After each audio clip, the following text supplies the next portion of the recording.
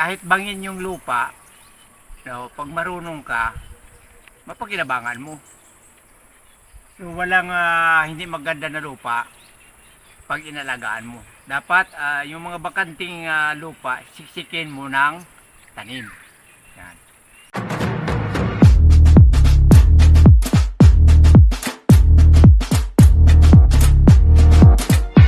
Please subscribe the Seniors Agri Farm!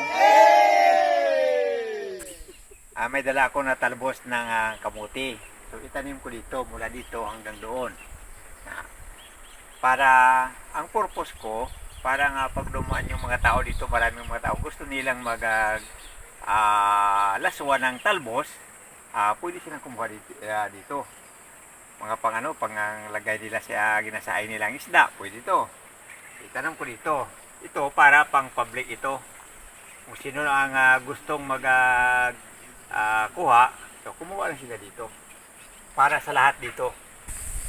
So, taniman ko dito. Okay na yung ko. Yung tanim ko na sitaw. Yan. Maganda ang tubo guys. Maganda. Tingnan niyo. Walang dyan. Wala pang mga organic to. Siguro sa lupa ito kasi matagal itong hindi nahukay. Ito ganda kinalabasan, no? Hanggang doon, marami doon. So pag tumaas na to, pwede na magkakuha ng kanyang mga dahon. So ang mga tao dito, sabihan ko, kumuha lang kayo dyan kung gusto nyo magtula ng kabud ng sitaw o kabud. Ito naman, talbos ng kamuti naman to. Yan. Madali lang Hindi mahirap magtanim ng talbos ng kamuti. Madaling mabuhi to 2 weeks, hindi na to.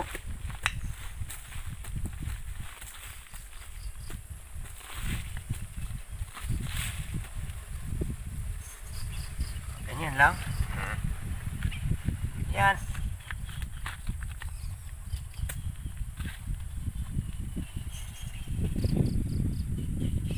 Para pang publiko to, pang publiko.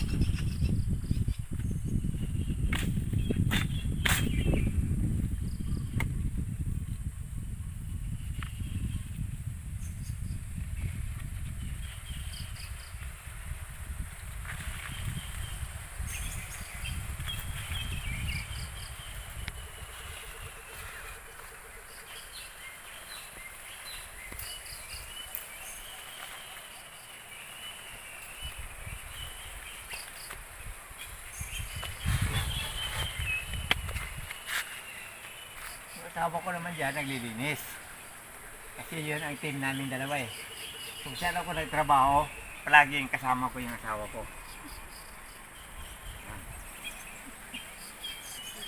Kung anong kaya niyang maiambag sa pagtulong sa akin, ginagawa niya. Magkasama kahit sa anong bagay, magkasama. Yan na naman ang kagustuhan ng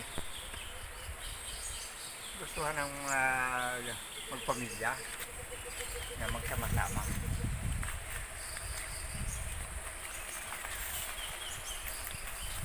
Walang mahirap na trabaho pag ang buong pamilya ay nagtulong-tulungan. Yan. Yun ang ginagawa ko sa aking pamilya. Tulong-tulong dito sa bukid. Ito, nalinisan ko to. Nalinisan na ni Mrs. yung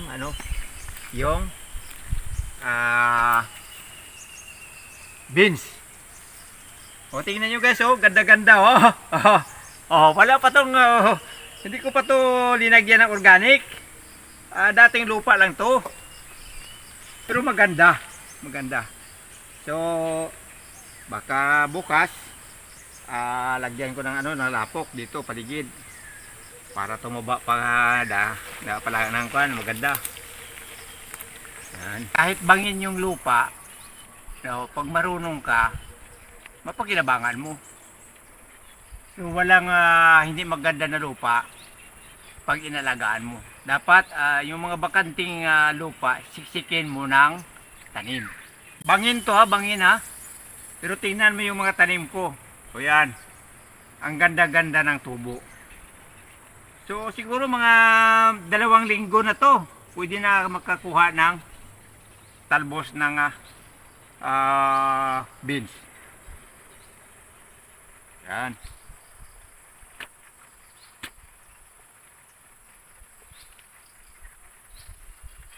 So pag ikaw ay magsasaka, ikaw ay farmer, araw-araw dapat dito ka sa lupa mo. Para makita mo na ano yung mga problema sa mga tanim mo. Oo. Tama ka? Yung asawa ko nagtulong sa akin, naglilinis siya.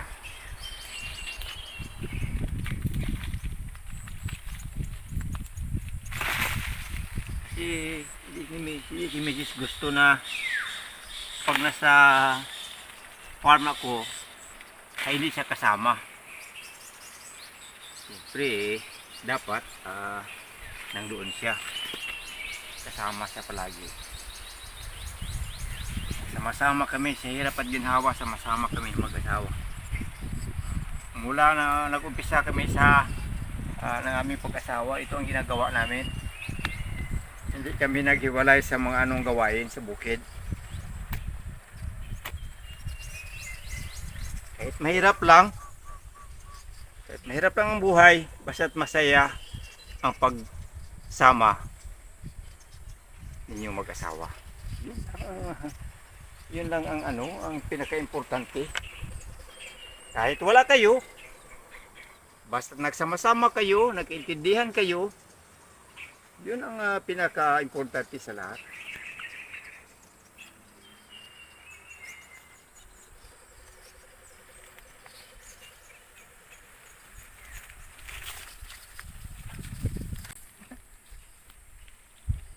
So, para to sa mga taong dumadaan dito. Pag gusto nilang kumuha, pag pwede na maproduktuhan, kumuha lang sila. Yan.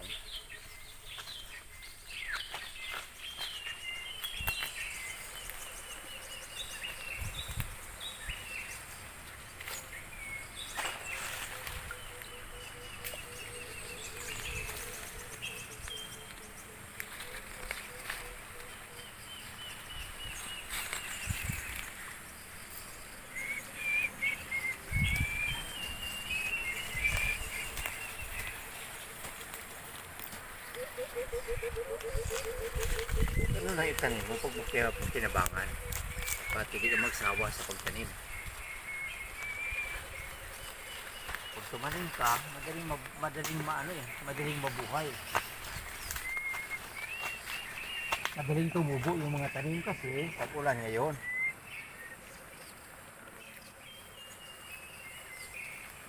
Madali siyang tumubo.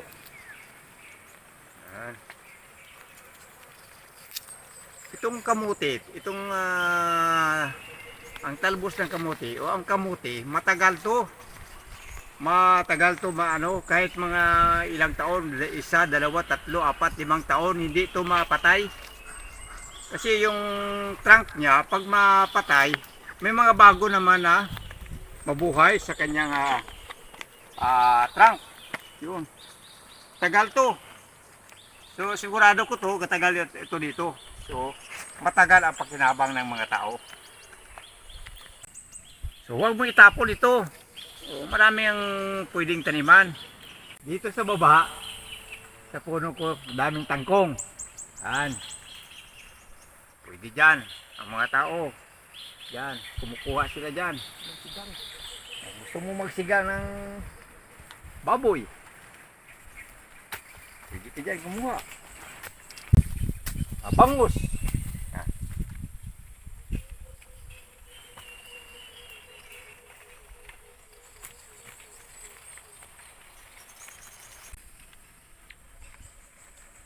Share mo yung pwede mong ma-share sa mga tao.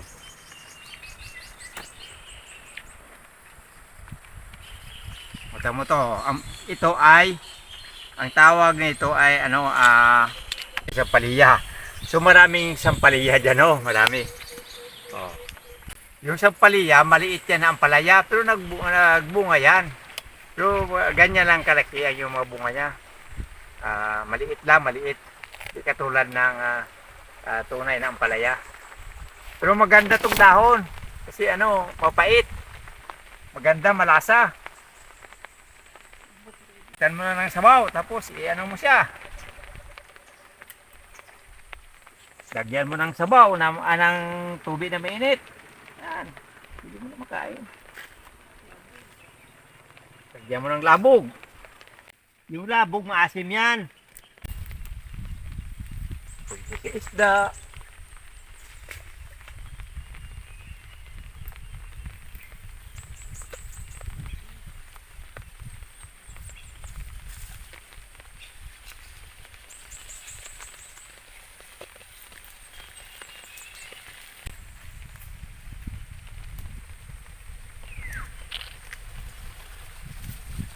Gusto ko lang malinisan itong aking mga tanim. Ganda.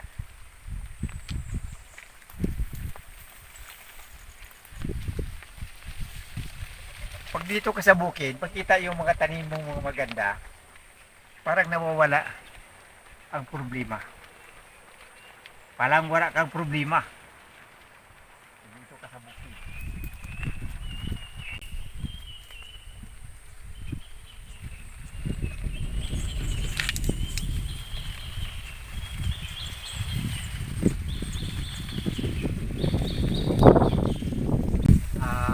Marami ang maririnig mo dito sa bukid.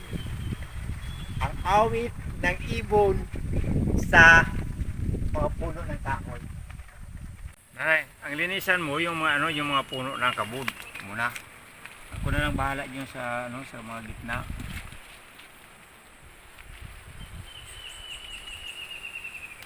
Baka kumapit yung mga yung Marianas, mahirap tanggalin. Yung magawa sa nakuha ko. Ito mahirap ito.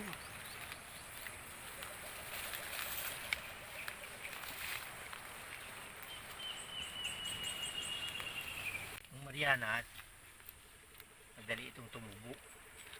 Kasi 20. Saka mahirap to sa mga tanim. Parang kumakapit to sa mga tanim eh. So pag malikop na yung tanim, madaling masira. Tigilan na yung paglaki ng mga tanim. Tingnan mo, ganda-ganda.